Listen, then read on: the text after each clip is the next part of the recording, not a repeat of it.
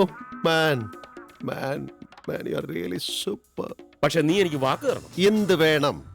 നിന്റെ ആവശ്യം കഴിഞ്ഞ് എന്നുവെച്ചാ നീ മടുത്തിട്ട് വിടുവല്ലോ, അപ്പൊ മാത്രം ഈ വിശ്വാസം തന്നേക്കണം. എന്തോന്ന്? കൊച്ചിനെ. ആരെ? ദയേ. വൃത്തിയോട് പറയുന്നടാ. അയ്യേ, ഇപ്പോഴെങ്ങുമല്ല, നിന്റെ ആവശ്യം ഫുള്ള് കഴിഞ്ഞിട്ട് വേണ്ട മദ്യം തോന്നുമ്പോ എടാ ഒരു ഗ്ലാസ് മദ്യം, എറിയാൻ തുടങ്ങുന്ന ഒരു സിഗരറ്റ് കുറ്റി, അത് നമ്മുടെ സുഹൃത്തിന് കൊടുക്കത്തില്ലേ? അത്രേ ചോദിച്ചുള്ളൂ. നീ മ്യൂസിക് ഡയറക്ടറും പുല്ലും ഒന്നും ആവാത്ത. എടാ ഞാൻ സ്നേഹിക്കുന്ന പെണ്ണ് ചീർത്തിവിട്ടോടെ ഉപമിക്കുന്നതാ തെണ്ടി റാസ്കൽ. അപ്പൊ നീ സീരിയസ് പ്രേമത്തിലാണോ? എന്താടാ ഞാൻ സീരിയസ് ആയി? അമ്മയും പെങ്ങളെ തിരിച്ചറിയാൻ കഴിയാത്ത തെണ്ടി, നിന്റെ ഒരു സഹായം എനിക്ക് വേണ്ടടാ. നീ ഗുണം പിടിക്കാതെ പോവല്ലടാ പട്ടി. എടാ ഒരു ഡ്രമ്മറിന് മെലഡി വഴങ്ങില്ലെന്ന് നീ വിചാരിക്കരുത്. മേളകർത്ത രാഗങ്ങൾ 72 പഠിച്ചിട്ടുള്ളതാണ് ഈ മൗലി. എന്റെ സംഗീതം ഞാൻ ക്രിയേറ്റ് ചെയ്ത് നിന്നെ കേൾപ്പിക്കടാ പട്ടി. എനിക്ക് സ്വയം പുച്ഛം തോന്നണ.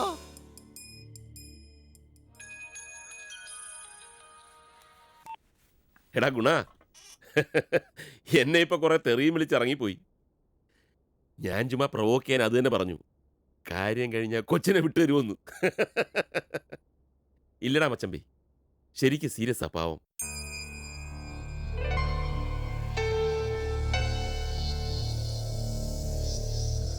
അറ്റ ഞെട്ടൂല്ല, വീണ ഭൂമിയില്ല എന്ന് പറഞ്ഞ ചേലക്കാവും. ഇന്നിപ്പോ എന്തും പറഞ്ഞിട്ട് പെണ്ണിനെ പറഞ്ഞേക്കും എന്റെ റബ്ബേ. ഓക്കെ, ഊമയായ ഒരു പാവം ഗ്രാമീണ പെൺകുട്ടി അവളുടെ സങ്കല്പത്തിലെ ആൺകുട്ടിയെ ആദ്യമായി ഒരു അമ്പല പരിസരത്ത് വെച്ച് കാണുകയാണ്. കുട്ടികളോ? ഇതെന്താ ചിൽഡ്രൻസ് ഫിലിമാണോ? കുട്ടി എന്ന് പറഞ്ഞാല് പിന്നെ എന്താ പറയുന്നത്, ഈ ടീനേജ് കൗമാരം, അതാണ് പ്രായം. അത് നല്ല പ്രായമാണ്. അവിടെയാണ് ഈ പാട്ടിന്റെ സിറ്റുവേഷൻ, അവിടെയാണ് പാട്ട് തുടങ്ങുന്നത്. ട്യൂൺ ഞാൻ പാടാം.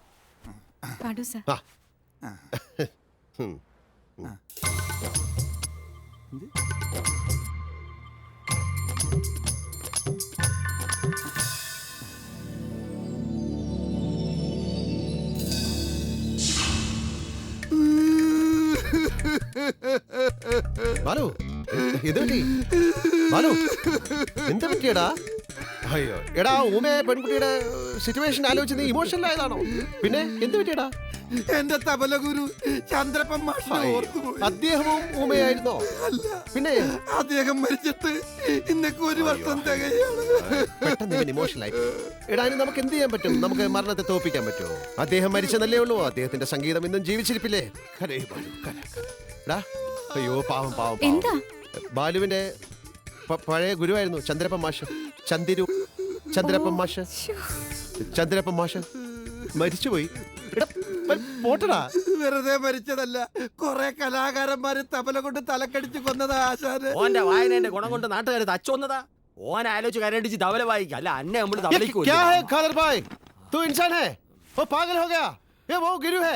ഒരു ശിഷ്യന്റെ വേദന തനിക്കറിയില്ല. ഐ എം സോറി ദേ. എടാ ബാലു, നീ പോയി കുറച്ച് റെസ്റ്റ് എടുക്ക്, നമുക്ക് പിന്നെ വായിക്കാം. നീ പോ. അല്ലേ ദേ? വേണ്ട സർ, അദ്ദേഹം ഒന്ന് റിലാക്സ്ഡ് ആവട്ടെ, ഞാൻ പോയിട്ട് പിന്നെ വരാം. എന്നാ പിന്നെ സുബൈക്ക് വരെ കൽസുബൈ. എടതേ നമുക്ക് പൊറോട്ടയും ചാപ്സ് കഴിച്ചിട്ട് ബ്രഷ് ആയിട്ട് ഓരോ ദിവസവും ഓരോ പ്രോബ്ലം. സാരമില്ല സർ, ഞാൻ നാളെ വരാം. അമ്മ പോ.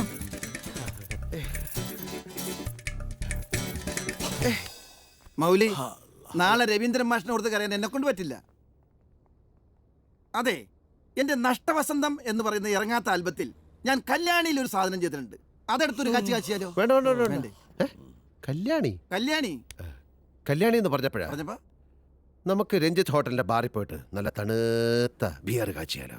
പണ്ട് എന്നെ അവിടെ ഇരുത്തിയിട്ട് ദക്ഷിണാഫ്രിക്കക്ക് പോയ പോലെ പെട്ടി പൂട്ടി.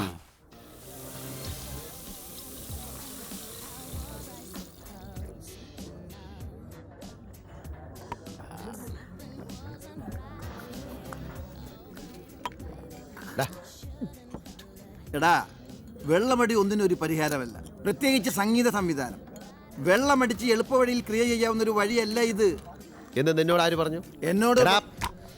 ആദ്യ ശബ്ദമുണ്ടായി, പിന്നെ വാക്കുകൾ, ഭാഷ, പിന്നെ എപ്പോഴോ മനുഷ്യന്റെ മനസ്സിൽ ലഹരി നിറഞ്ഞപ്പോഴാണ് ആദ്യത്തെ സംഗീതം പിറന്നത്. ശബ്ദം കൊണ്ട് പുതിയൊരു കമ്മ്യൂണിക്കേഷൻ, അതാണ് സംഗീതം. അത് ലഹരിയുടെ സൃഷ്ടിയാണ്. ഒരെണ്ണം പറയട്ടാ? വേണ്ട, ഞാൻ പറഞ്ഞോളാം. റിപ്പീറ്റ്. നിങ്ങൾ രണ്ടാളും കൂടി തത്വം പറഞ്ഞ് കൂത്തിയിട്ട് ഞാൻ നാളെ ഓള് വരും. കൽസുബായി, എന്നെ കൊണ്ട് കൂട്ടിയാൽ കൂടുന്നത് ഓക്കും അമ്മയ്ക്ക് തിന്നാനുള്ള മട്ടൻ ചാപ്സും പൊറോട്ട എറിയും ചെയ്യാന്നുള്ള മാത്രം. പാട്ടുണ്ടാക്കൽ ഇവിടെ പണി എന്തേ മുളക് അല്ല. ഒരു ട്യൂൺ പോലും നിനക്ക് തോന്നുന്നില്ലേ? ഇല്ല, ഇത് എന്നെ കൊണ്ട് കഴിയുന്ന പണിയല്ലത്. എനിക്കറിയാവുന്നത് താളമാണ്, രാഗമല്ല. പിന്നെ ആരൊക്കെ എന്നിട്ട് അവളെ വിളിച്ചു വരുത്തിയത്? എന്തായാലും നിന്നെ കേട്ടിട്ടില്ല. ഇവിടെ ശ്വാസം കിട്ടാതെ വലിക്കുമ്പോൾ ഓക്സിജൻ ട്യൂബിന്റെ മോളിൽ കരുതുന്ന കുണാര പഠിക്കരുത് കേട്ടോ. ബായിന്റെ പ്രശ്നം മൊഹബത്തല്ലേ? ഞാൻ നാളെ കുട്ടീന്റെ അമ്മേനോട് കാര്യം പറയാം. എന്നിട്ട് നിക്കാഹ് ഉറപ്പിക്കാം. ഈ അലാക്കിന്റെ മ്യൂസിക്കും ട്യൂണും ഒന്നും വേണ്ടാന്ന്. കാതറേ കൂതറയാ വരുന്നത്. താൻ കല്യാണ ബ്രോക്കർ അല്ല, താൻ എന്റെ ഒരിക്കലും നടക്കാത്ത പടത്തിന്റെ പ്രൊഡ്യൂസറാണ്. അത് മറക്കണ്ട. നിങ്ങൾ നോക്കിയോ എല്ലാം ശരിയാണ്. என்னடா புறம்போக்கு நாய என்ன நினைத்த வெட்டி பீஸ் பீஸ் பண்ணி குவாத்ரா போட்டுடா. நம்ம 2 பேருக்கு இடையில என்னையா பிரச்சனை? நான் உங்களுக்கு எந்த தொந்தரவும் கொடுக்க மாட்டேயா. தொந்தரவா? எனக்கு எனக்கு தொந்தரவு கொடுக்கணும் அப்பனாலே முடியாதடா. 2 மணி நேரம் அதுக்குள்ள காலி பண்ணி அந்த இடத்துல இருந்து வெக்கட் ஆயிடணும். புரியுதா? புரியுது. പുറമ്പോക്ക് നായ. ആരടാ അവൻ? കണ്ടിട്ടൊരു ഹിന്ദി മാഷിന്റെ കട്ടി. ഹിന്ദി ഭാഷ? ഹിന്ദി മാഷിന്റെ അവൻ ഏതോ ദാതയാണെന്നാ തോന്നുന്നത്. നമുക്ക് അങ്ങോട്ട് നോക്കണ്ട, ഫിനിഷ് ചെയ്തിട്ട് ഇറങ്ങാം. മോനെ ബാലു, ഒരു പാട്ടിന്റെ ട്യൂൺ ഉണ്ടാക്കാൻ അറിയില്ലെന്നേ ഉള്ളൂ. പക്ഷെ ഇതൊന്നും കണ്ടിട്ട് അങ്ങനെ വെറുതെ പോവാൻ ചന്ദ്രമൗലിയെ കിട്ടില്ല. ഒന്ന് അറിയണമല്ലോ. ആരത്? ദാദാ? ஆமாம் சார், அந்த சைடு பார்க்காதீங்க. வந்த வேலையை முடிச்சிட்டு உங்க பில்லை செட்டில் பண்ணிட்டு போங்க சார் ப்ளீஸ். அந்த ஆள் யார்? அட்லீஸ்ட் பேராவது சொல்லுங்கடே.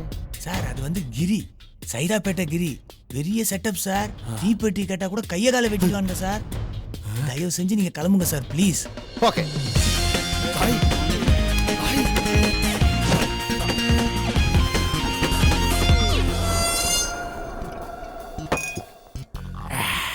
നീ താനാ സൈതാപ്പേട്ട ഗിരി? ஆமா. ആമേ? നീ ആമയാണെങ്കിൽ ഞാൻ മുയലാണ്ട. ചിലപ്പോഴൊക്കെ ഉറങ്ങിപ്പോവെങ്കിലും മുയൽ മുയൽ താണ്ട. നീ വലിയ ദാദയാടാ. ദാദയാ? ஏய் ഏയ്, என்ன வேணும்? എന്നെ വേണമെന്ന് കേട്ട ഒരു 9 പാട്ടിന്റെ ട്യൂൺ കൊടു. അത് നീ തരുമോ സീതാപ്പേട്ട ഗിരി?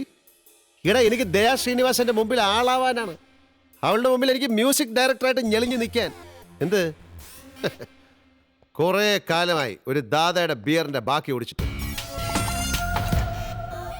എന്തടേ, നിനക്ക് പിടിച്ചില്ലേ? പിടിച്ചില്ലേ വേണ്ട, നീ എന്നെ കുടി.